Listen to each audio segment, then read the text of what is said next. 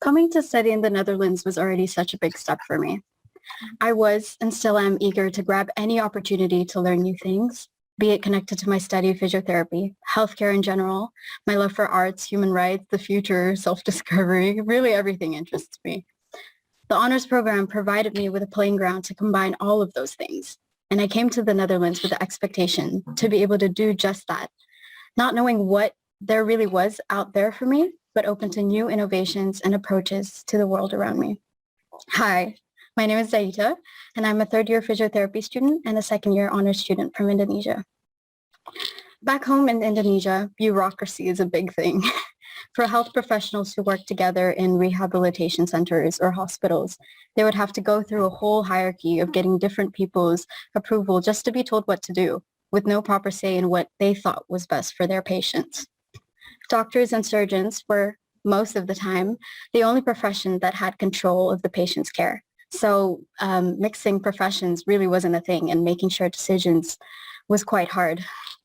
But I didn't believe in that. I thought that what I was studying, along with every other aspect in healthcare, was essential to a patient's road of recovery. And I came to the Netherlands and joined honors to achieve this mindset and to learn about it and bring it back to Indonesia. During honors itself, I had both good and bad experiences with interprofessional collaboration. Being one of the few that wasn't Dutch, connecting amongst peers that not only spoke a different language, but were from a completely different study, made collaborating interprofessionally super hard. And I was definitely forced outside of my comfort zone. I think more so than other Dutch students. But to me, interprofessional collaboration in healthcare is always really important and interesting, and it allows different perspectives on what the patient needs. And it helps you to focus on almost every single aspect that is important to the quality of life of a patient. It lets you see things that you didn't initially consider while looking through your own profession's lenses. In reality, however, looking past your own approach to accept and learn about other people's and other professions' different approaches is harder than you think. But this honors program challenged me and pushed me to do exactly that, as it puts all of us into an interprofessional setting from the very first honors meeting. So through honors, I was able to learn and experience interprofessional projects in nearby rehabilitation centers, and these rehabilitation centers actually took in individual patients as a multidisciplinary team. So doctors, speech therapists, dietitians, physiotherapists like myself had to work together. And for me, that was a really eye-opening experience to not only have that concept in my mind that interprofessional collaboration is possible, but to actually see it in a real-life setting like that. Not only that, but through honors, I could do things such as dance therapy with Parkinson patients. So I could combine my hobbies, like my love for dance and music, with physical therapy. And that concept is not really something that I would ever put together.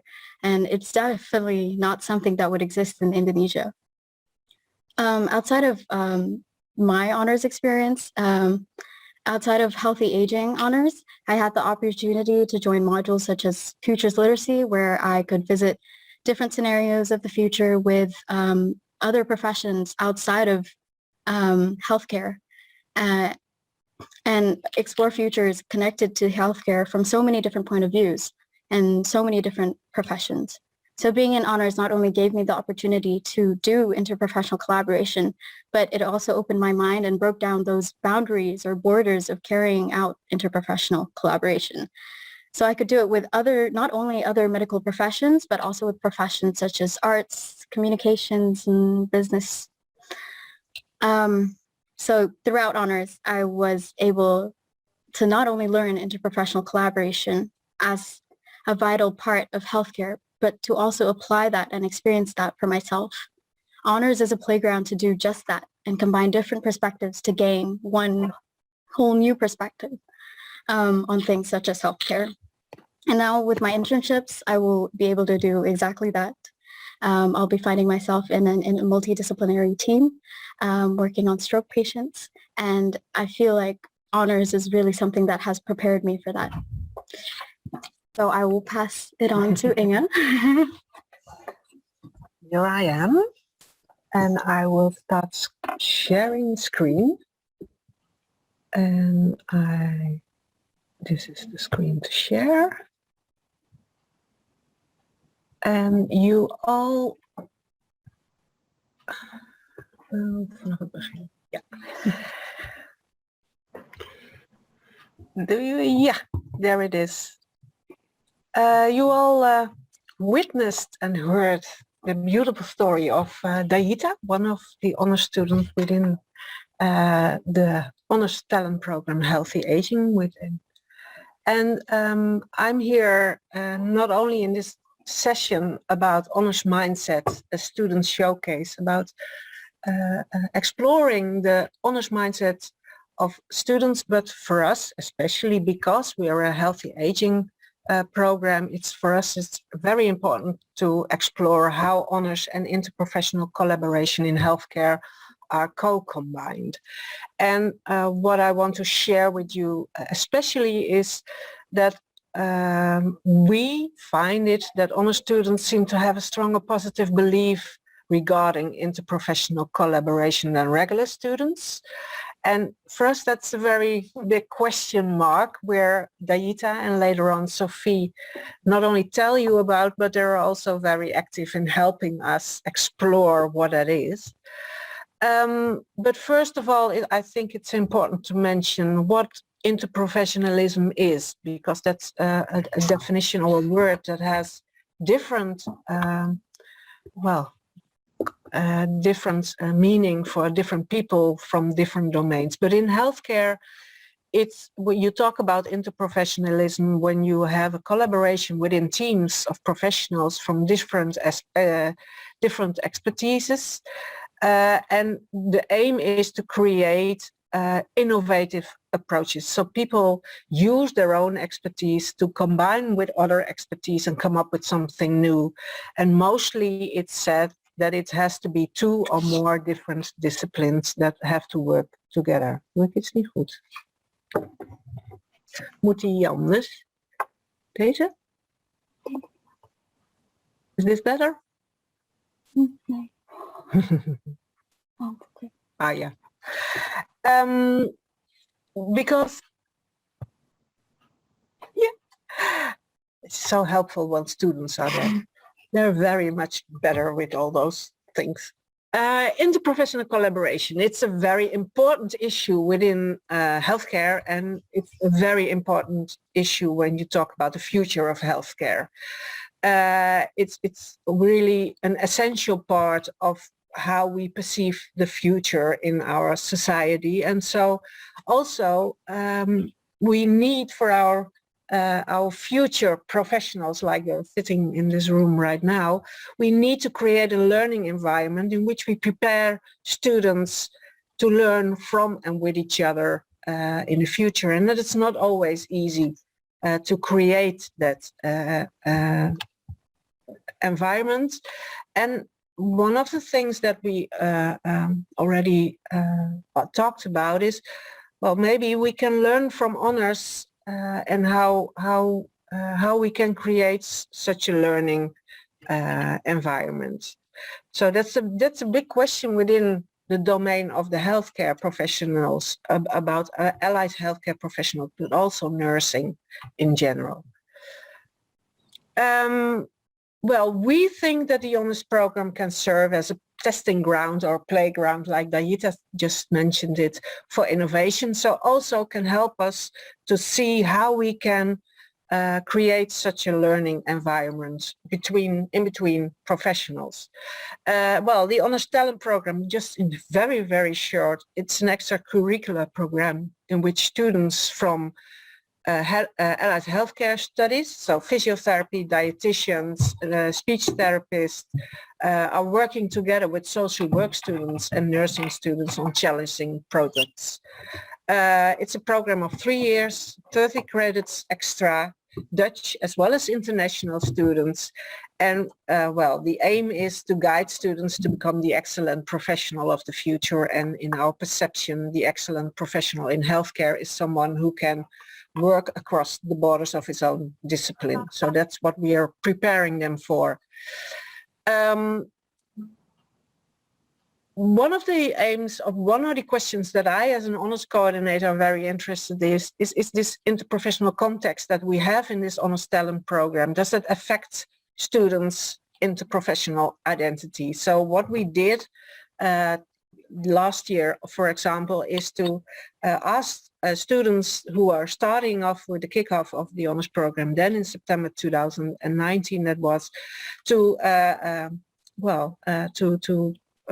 answer a questionnaire with 12 items that is called the APIS, Extended Professional Identity Scale. It's a questionnaire developed by my colleague Jan-Jaap Reinders, and the aim is to see or to score your interprofessional belonging, your interprofessional commitment, and your interprofessional beliefs.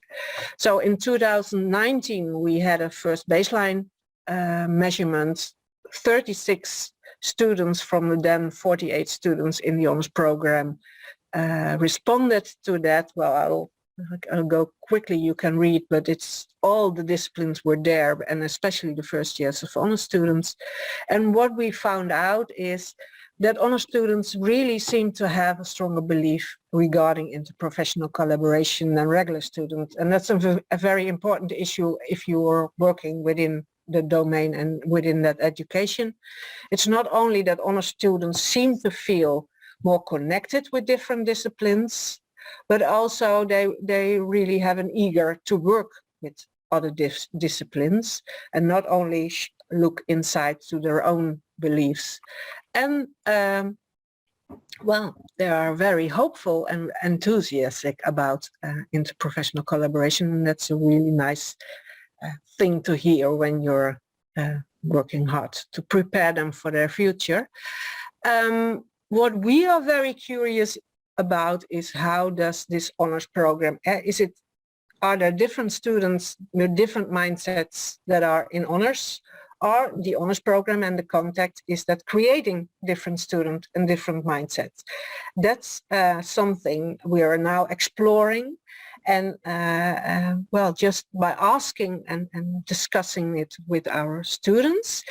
And well, I think you all heard Dayita's story. I think it's time to hear another story with a completely different angle, because that's honors, but it's also the honors student with a different mindset. So I'll stop sharing this. Oh no, I have to show a background. Yeah, Ja, volgens mij kunnen we yeah. I'll stop sharing because I want to introduce to you Sophie. Sophie, here you go. Hello everybody, my name is Sophie van der Velde. I'm 20 years old and I'm from Groningen. I'm a second year's honors student and a third year student in medical imaging and radiotherapy techniques. At first when I started my study, I was like, fell in love with my own study because I really enjoyed it and enjoyed everything I learned. But I felt like something was missing during my study because I enjoyed my own techniques, but I was like missing other parts of the healthcare world and the medical world because I'm really interested in that. So I looked up things and I found things about interprofessional collaboration, and I was really interested in it because you learn much more about other professions, but also you can work together, and I really enjoy working together and learn from each other.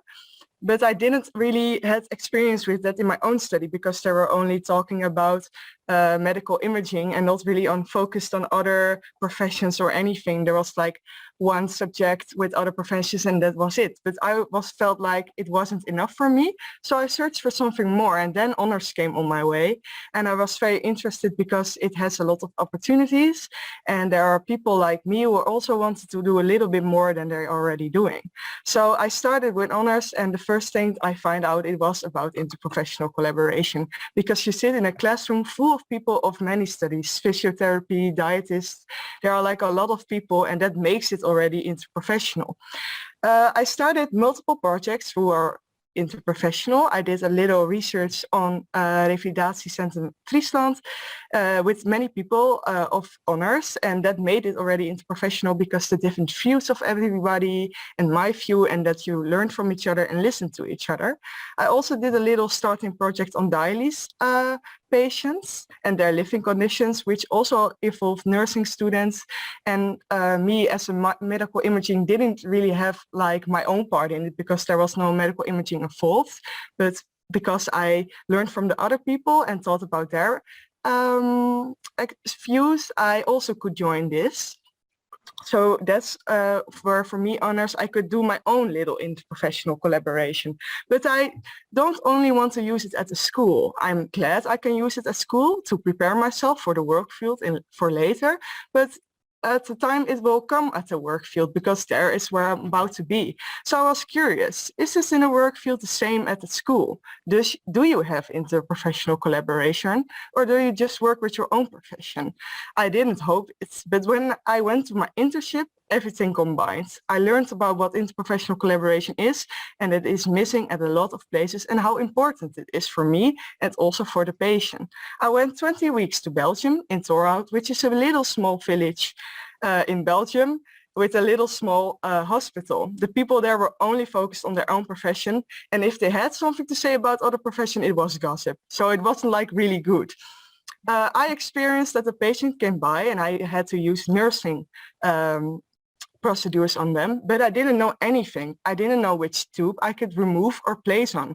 I thought maybe if I will remove this tube, the patient would lose the needed they will have, and I will unplug that. That will not be good. So I had courage to ask the nurses, like, well, how does this work? How can I prepare this medicine? Because I don't know how to do it. And my colleagues were like, not really wanted to tell me because it's the nursing part, but I had to do it because the patient needs to be lay on the scanner. So I asked my colleagues, my nursing colleagues, like, how do you do it? How can I do it? They explained me, and they really liked that I asked them sometime.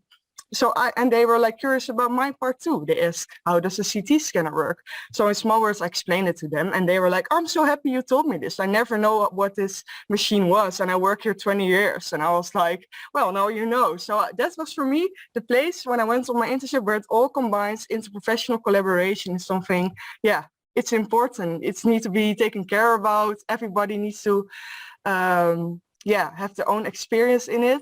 But I think the people who choose for honors are people with a different mindset. They are wanting a room to find the place they can experience or like research the interprofessional collaboration and then later use it because they already have a little experience with it. So it's a start, but yeah, that was my story about interprofessional collaboration. So just to kind of round up the session, we wanted to explain to you like what our findings are so far with the focus group interviews on getting an understanding of the different mindsets that there is, like when comparing honors students and normal students, and the different mindsets that come into their attitudes towards interprofessional collaboration. So I'm just going to share the screen again really quickly. But basically, we've only conducted one so far, so we'll be conducting 5 more focus group interviews. The first one that focus group interviews. Yeah. The first one that we conducted was the participants were honor students, and they were 2nd, 3rd, and 4th year honor students. And from that, we realized that there were so many different perspectives and so many different point of views on how important interprofessional collaboration was, and how honors kind of influenced their views on that.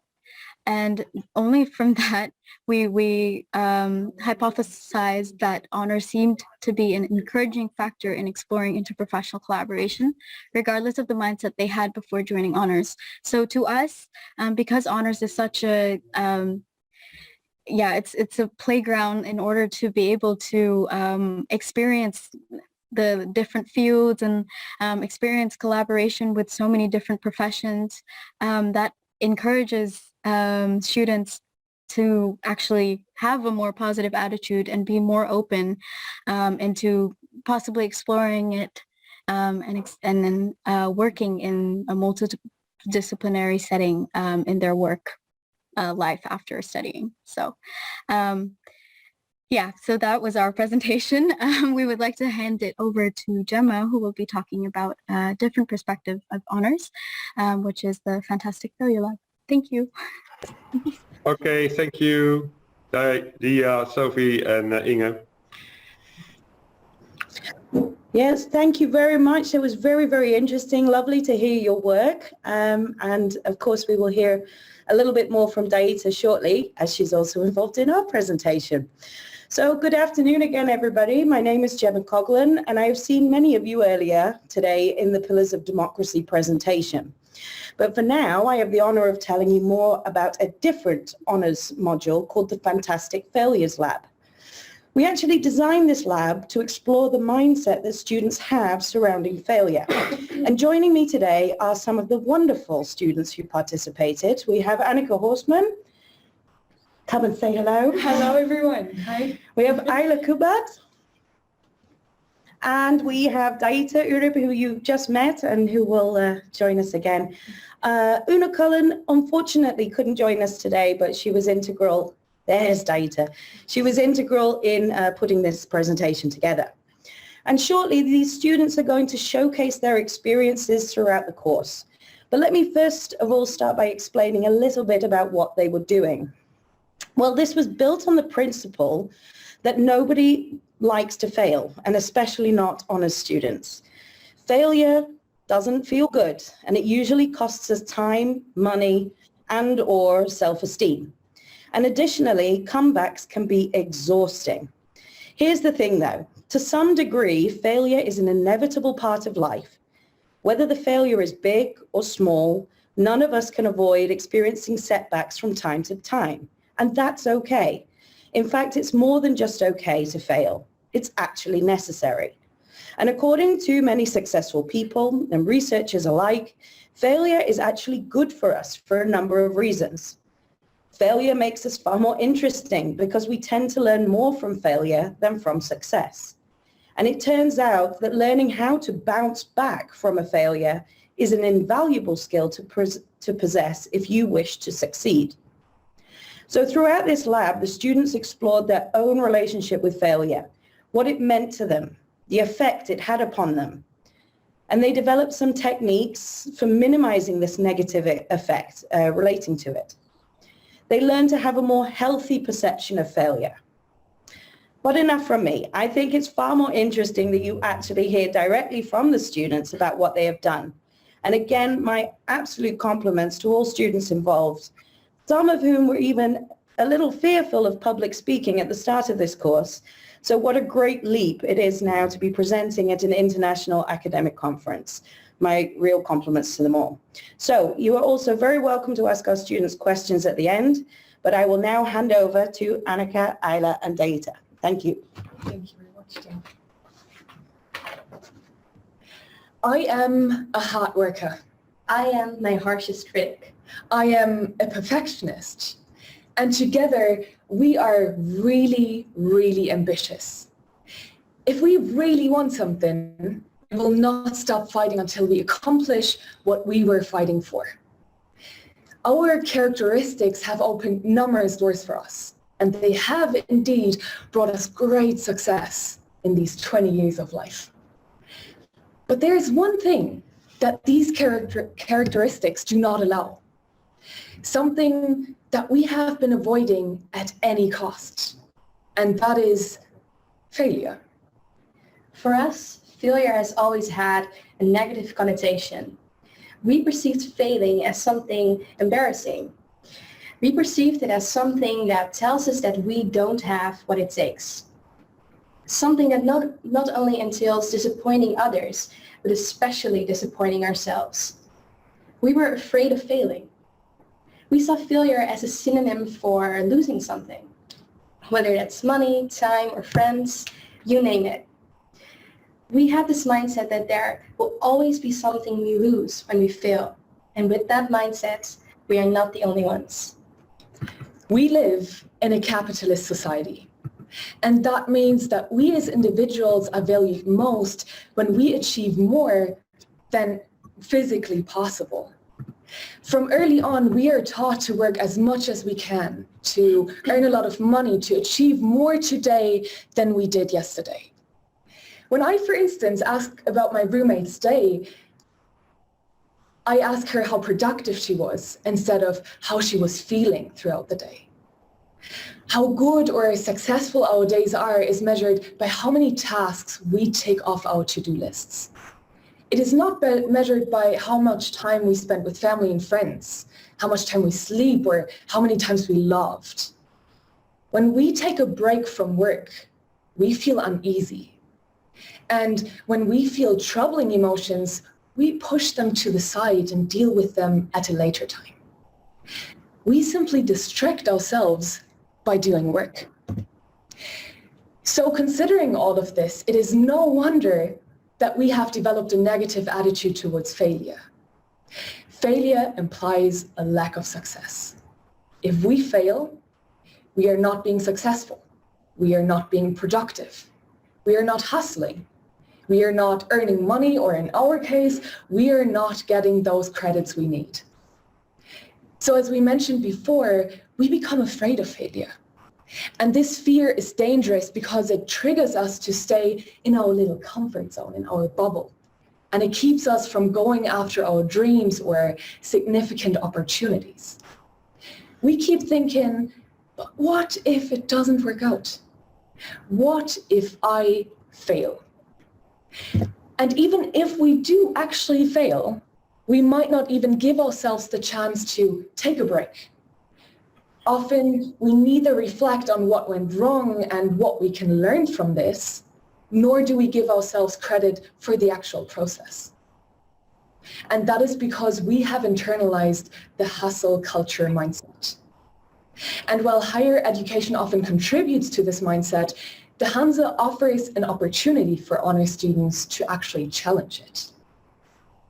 The Fantastic Failure Lab.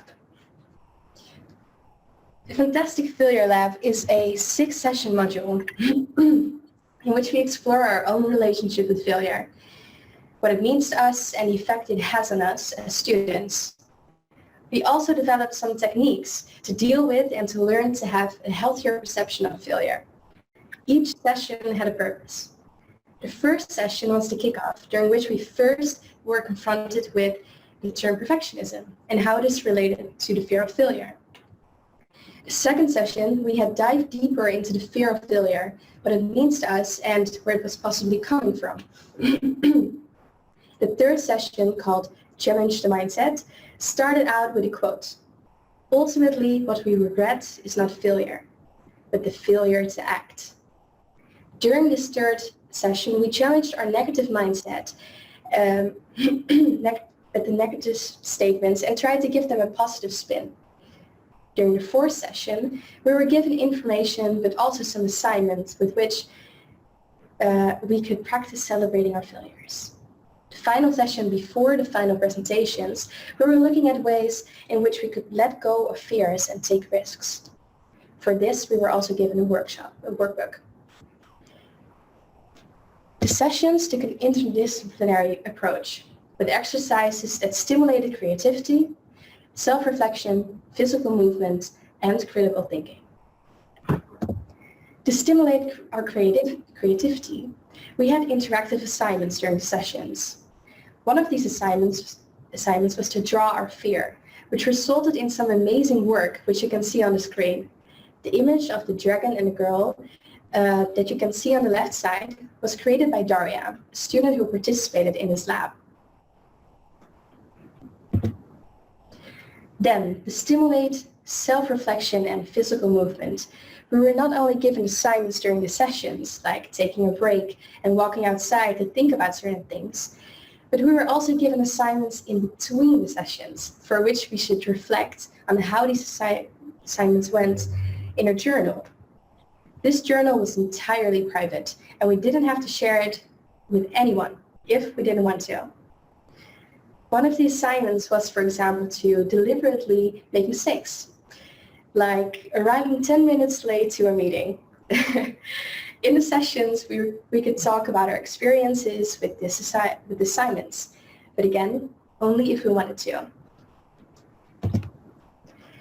Our critical thinking was stimulated throughout the lab by assignments during the sessions, but also by collaborating with other students in the lab, in breakout groups, and we also created a shared WhatsApp group. Talking about students, we would now like to show you how the participants of the lab actually experienced it. And for this, we have a video, which will be shared by our technician.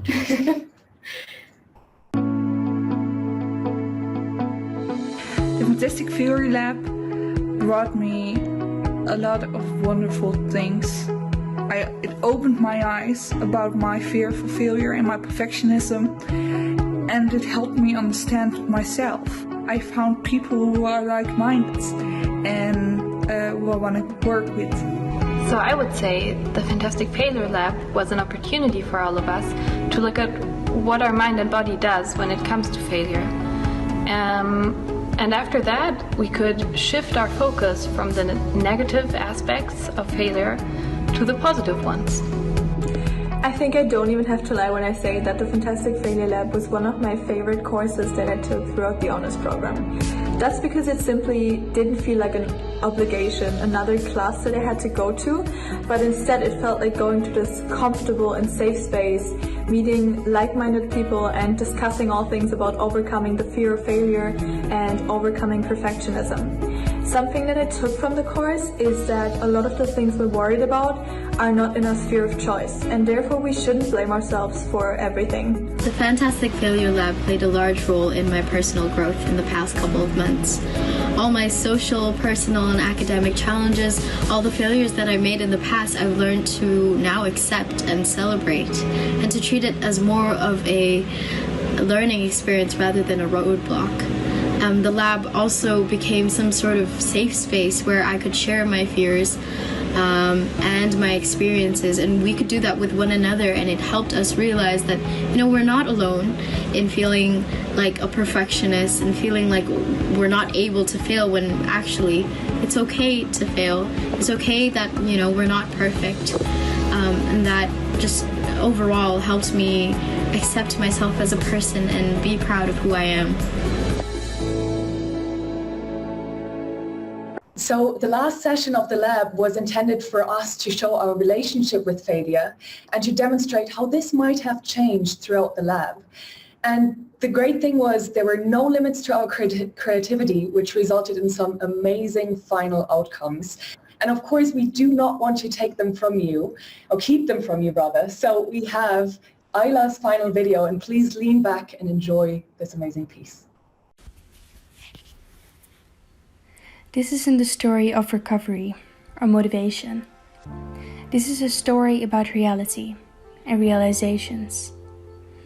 Because failure has many faces in my story, many names, many painful consequences for which only I am to blame. My journey with failure lies in fear, because there isn't a day that goes by in which I am not afraid to fail. Afraid to fail in school, in my friendships, in my relationships, my life. But most of all, I'm afraid of my failure resulting in loss. This isn't the story of recovery or motivation. This is a story about reality and realizations. Fight, flight, hide. I've done them all, and in that exact order. When I was in primary school, kids would call me names because my parents were from another country. I used to fight back and stand up for myself, but that only got me in trouble with teachers because the blonde Dutch girl couldn't possibly be at fault. So I failed to fight. Now in high school, I used to run from my confrontations. But in school, there's really nowhere to run to. So I failed to flight. Now that fighting and running from my fears has failed, I am at the last stage, hiding. And let's be honest, this pandemic has presented me with the perfect excuse to hide out. But the thing is, deep down, I don't want to. Fear and failure. It turns out they aren't my enemy. They are a part of me. A part that I don't like and never asked for. And I'd love to say that they don't control me anymore. But they do. But I'm working on it. So this isn't a story of recovery or motivation. This is a story about reality and realizations. But life isn't just about fear and failure. The video that has been playing on my laptop is a collection of the things that make me happy. While I was talking about fear and failure, a video of happy things in my life played alongside it. I wanted to show you that life is about perspective. It's neither all good or all bad. Failure sucks, but it shouldn't control you. It's what you do with it that makes a difference.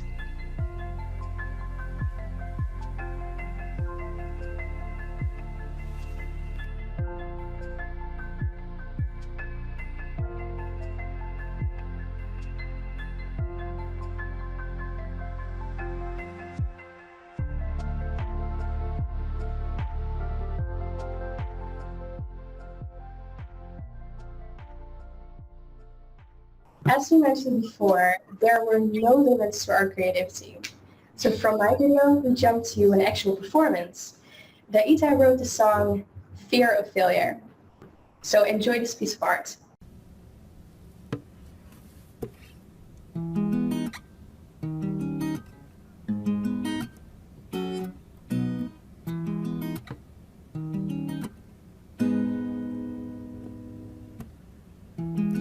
It seems kinda sad, but I kinda wish I was someone else, 'cause I wanna be better than myself.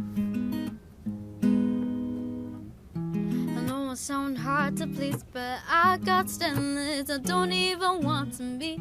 Not sure if I see myself in me.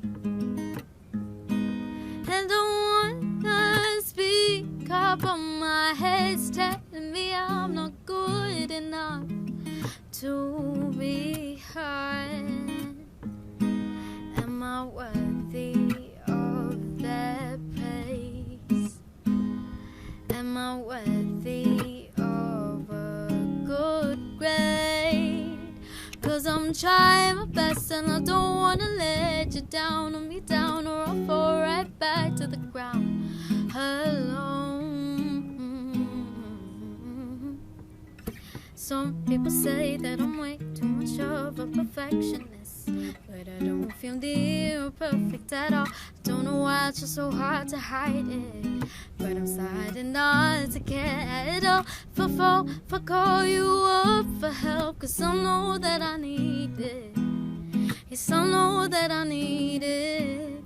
Yes, I know that I can't go on like this. Too scared to ask for help, someone an overachiever, believer, an optimist, scared son of a bitch.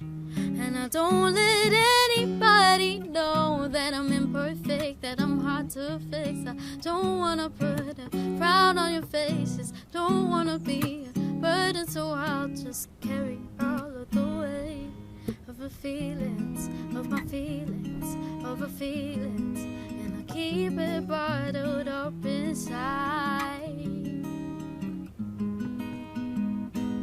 So I'm trying my best, 'cause I don't wanna let you down. Yeah, I'm trying my best, 'cause I don't wanna see my parents frown. Yes, I'm trying my best, 'cause I don't wanna let you down, or me down, or I'll fall right back to the ground. Alone, alone again. But I don't really think that it's okay to always beat myself up, it's not okay. But I always pretend that I'm okay. But who am I trying to please? I know I'm not perfect. I'm trying to learn that it's okay not to be perfect, not to always be alright. I'm not alone. I got my friends and my family supporting me. They don't care if I fail or I try again. As long get back off my feet. I don't have to save my face, save my face. The embarrassment that's all created in my head and the pressure I had as a child as I was growing up. And now I'm better, my own person now, and I shouldn't care. Got the clothes off my back, feet off my ground. I got myself, pick myself up, I keep going along. I got myself, I do it.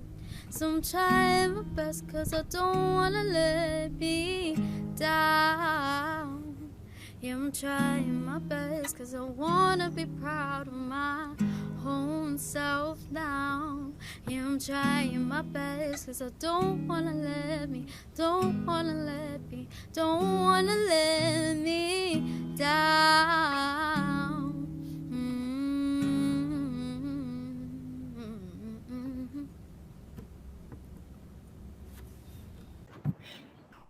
What we have come to learn through the Fantastic Failure Lab is that we are not going to succeed in everything we attempt in life. In fact, that's guaranteed. The more we do in life, the higher the chances of failing. But we figured that we can create good from anything. It's just a matter of how we look at it. And we decided to change our perspective. We now perceive failure from a powerful and optimistic point of view. Failure makes us stronger. It challenges our endurance and determination. Failure makes us experience life in a new way. It makes us learn and find out who we are and what we truly want. It basically helps us to get back on track. Failure proves to us that we have nothing to lose because there isn't a way it's supposed to be. And it simply demonstrates to us that we can handle everything that comes our way. Failure doesn't mean we will never achieve our goals. We simply haven't achieved them yet. And instead, we found a way not to do something. We said in the beginning that being perfectionist, critical, hardworking does not allow failure. But that is simply not true.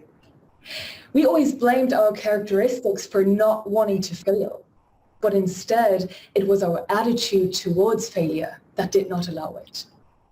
And that demonstrated to us that change starts up here, in our heads. We all need to change the way we perceive failure and the way we think about it, because that's the only way to truly change our relationship with failure. The only way to make failure our friend. And the only way to make failure fantastic. Thank you very much. So thank you everyone for joining us. There is really nothing more I can say other than how very, very proud I am of all of these students and what an honor it is to be able to work with people like this every day. So thank you very much. Thank you. Thank you. Thank you, Gemma, and thank you all the students. Of course, Daita for her lovely song and also her interprofessional experiences. And thank you, Sophie, Ayla, and Anika. It was impressive, your stories about interprofessional work in healthcare studies, but also about fantastic failures. And I can say I was witness during the last evening of the presentations, and it was really impressive. So you did a wonderful story. You tell some wonderful stories about what failures mean for you. So thank you, students and my colleagues Inge and Gemma, and of course the attendees for joining this session. I think it was very impressive and interesting stories of honor students in our honors programs at Hanze University of Applied Sciences. And thank you. I wish you a very nice evening.